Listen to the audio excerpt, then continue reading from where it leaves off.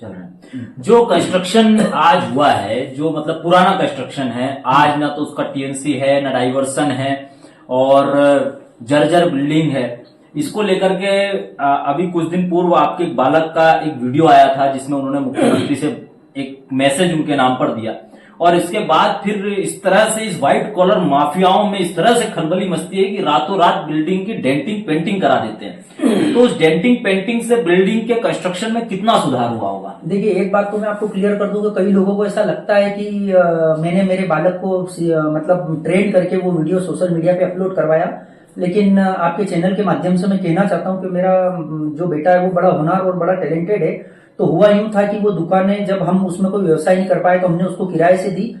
पर कंटिन्यू पानी टपकने की वजह से किराएदार भी दुकान खाली कर करके जा रहे थे। तो इससे संबंधित जब मैंने मलखान सिंह मोरी से संपर्क किया तो उसने बड़ी गाली गलौज और मुझे अपशब्द बोले। तो जब मैं घर में आके परेशान होता था और एक चर्चा करता था, जैसा कि एक अपने देश के मध्यम वर्गीय परिवारों में होता है कि हम लोग जब हमारे घर में परिवार से बात करते थे कि इतना नुकसान हो रहा है, इतना पैसा और कहीं लगाते तो ऐसा होता वैसा। तो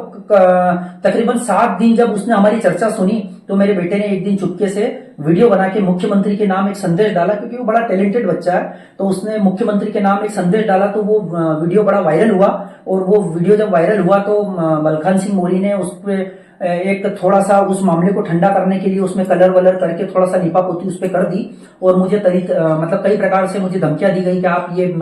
आप ये मेरी शिकायत मत करो, मेरी कार्रवाई मत करो। मेरे खिलाफ कई प्रकार की सीएम हेल्पलाइन पे शिकायतें की गई, कई प्रकार से मेरे क्लिनिक को बंद कराने के लिए मुझे धमकियां दी गई।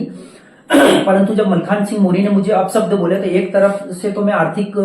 जो हानि हो रही उससे बड़ा आहत था। तो जब मेरा स्वाभिमान जागा और जब मेरी सहन शक्ति जवाब दे गई तो इस मामले को लेके हमने उसके बाद एक बार वो एक चीज और हुई कि कंटिन्यू मध्य प्रदेश में कुछ बड़ी बड़ी घटनाएं रोज अखबार में देखने को मिलती थी। हरदा में ब्लास्ट हुआ, इंदौर में एक बावड़ी धस गई, कई जगह बिल्डिंगें गिर रही है, कई जगह पटाखे की फैक्ट्री में आग लग रही। तो मुझे थोड़ा सा ऐसा विचार आता था कि जो चीजें सही तरीके से नहीं बनी उसमें कभी भी कोई दुर्घटना हो सकती है। अब चूंकि मलखान सिंह मोरी का कंस्ट्रक्शन बहुत मतलब बिल्कुल मिट्टी की तरह, गाढ़े मिट्टी की तरह से वो बिल्डिंग बनाई गई है, तो मुझे ऐसा लगता था किसी दिन अगर ये बिल्डिंग पानी जो टपकने से जर्जर हो रही है, अगर ये किसी दिन गिर गई तो उसमें गधे घोड़े की तरह कम से कम 400 से 500 आदमी रहते हैं, उसमें 100 परिवार रहते हैं, 100 सिलेंडर सुबह 100 सिलेंडर शाम को जलते हैं। किसी दिन कोई सिलेंडर ब्लास्ट हो जाना, किसी दिन कोई आग लग जाना, तो उसमें ना तो फायर सेफ्टी एक्ट है, जबकि मध्य प्रदेश शासन का नियम है कि जहां 5 मंजिला इमारत है या जो व्यवसायिक बहुमंजिला इमारतें उसमें फायर सेफ्टी होना चाहिए, सब सुरक्षा के इंतजाम होना चाहिए, फायर एंट्री एग्जिट अलग होना चाहिए, एक आपातकालीन मार्ग होना चाहिए, और जो भी जिस बिल्डिंग को कॉम्प्लेक्स का नाम दिया जाता है उसके सामने अच्छा चौड़ा रोड होना चाहिए। लेकिन आपको बता दूं कि जिस गली में कॉम्प्लेक्स बनाया गया है वहां महज 8 से 9 फीट का एक रोड है कि अगर किसी दिन कोई बड़ी दुर्घटना होती तो वहां फायर ब्रिगेड तो ठीक है, एक ऑटो रिक्शा भी नहीं आ सकता। तो मुझे ऐसा लगा कि इस बिल्डिंग में कभी कोई ब्लास्ट हो गया, कभी आग लग गई या बिल्डिंग गिर गई तो हमारे साथ में दूसरे लोगों को भी जान को खतरा है। तो इस चीज को सोच के जो मध्य प्रदेश में कंटिन्यू